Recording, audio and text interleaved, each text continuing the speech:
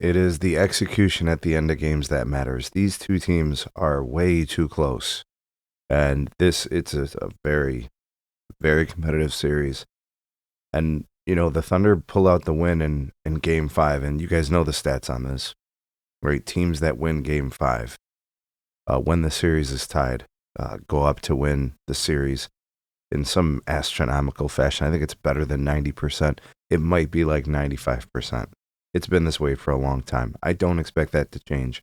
I think what Oklahoma City has done by winning game five, and obviously having home court advantage matters, playing an OKC in front of their home crowd clearly did something for them in the fourth quarter. And actually, speaking to the fourth quarter, there was a time where I believe the Nuggets were up by 10 points. Very early in the fourth, I think maybe 10 minutes left in the game, around 8 minutes left in the game. And then the Thunder they stuck to what they know and they stuck to what they do. They stuck to their principles and philosophy of how they're going to play the game, which is ball movement, knocking down their open threes, trusting in each other, playing hellacious defense. And that's really what happened. That's what it was about. It was about getting stops at the end and then executing and running their offense to get the looks they wanted. So, I mean, the box scores always tell a story. It's true. There's always something there that's telling. But, I mean, the Nuggets shot, they shot really well from the free throw line, although they didn't take many free throws. I think they had 13 attempts. They made 12. From three, they only shot 28%. I'm going to talk a little bit about Michael Porter Jr. in a second. For OKC, they definitely shot better from three. I think they shot 41%. So there's a clear difference there. So the better shooting night was through OKC.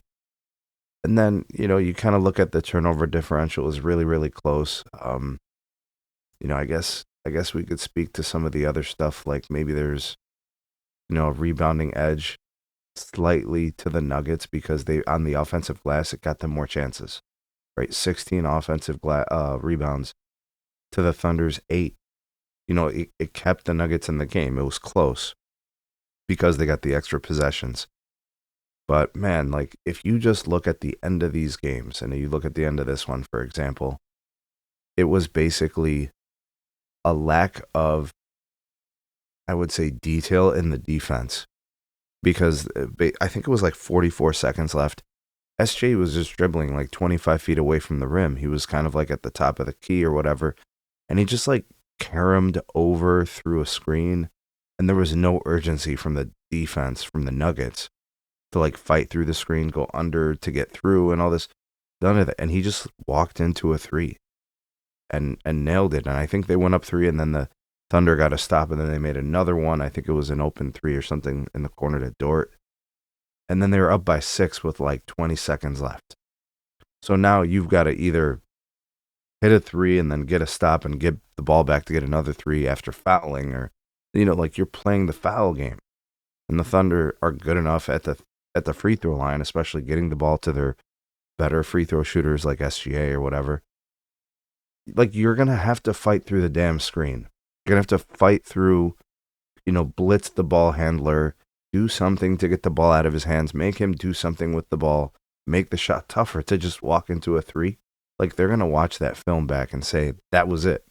That was the game at the end. And it shouldn't have been that way. The game was tied.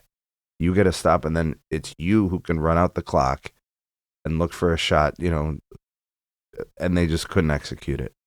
Aaron Gordon, 13 points, didn't shoot the ball very well from three, 1 of 5. Michael Porter Jr. had 2 points in 29 minutes, 0 for 5 from three. In games where he scores, in games where he's knocking down shots, they win. Because he's one of those X factors.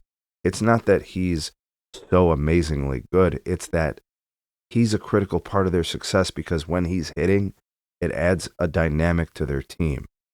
Joker's always going to get his. Jamal Murray's always going to have the gravity and he's going to get his. And Gordon's a very consistent, well-rounded player. So the X factor is Michael Porter Jr. When he doesn't play well, they don't usually win. Exhibit A, right? They ran out of offense. The Nuggets' defense wasn't great at the end, but they couldn't score either at the end. Jamal Murray inefficiently 3 of 13 from 3. Good from the free throw line, 5 out of 5. But did have 28 points, but that's it. There's nothing really to talk about relative to the Nuggets offense. The Thunder were more balanced. Chet with 14, J-Dub with 18. Isaiah Hartenstein gave you 15. Right, that's huge. SJ with a 31 piece, 2 blocks, 2 steals, 7 assists, 6 rebounds. Lou Dort, 4 of 8 from 3. And then Alex Caruso, who has been huge in this series, 3 of 6 from 3 off the bench. And of course, throw in his hellacious defense, right? Guys, this series now is in control of the Thunder. They have 2 chances to win 1 game. Game 6 will be in Denver. Denver's obviously facing elimination. Look for the urgency. Look for them to get the win in Denver and then try to force a Game 7.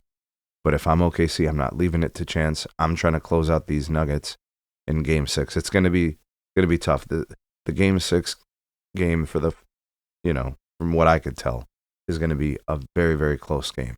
I'm going to go with the Thunder. I don't know who you guys got. Let me know what you thought of this game and who your pick is for Game 6 and how you think the rest of the series is going to play out. Thanks for watching. Like, share, subscribe. We'll see you guys soon on the next one.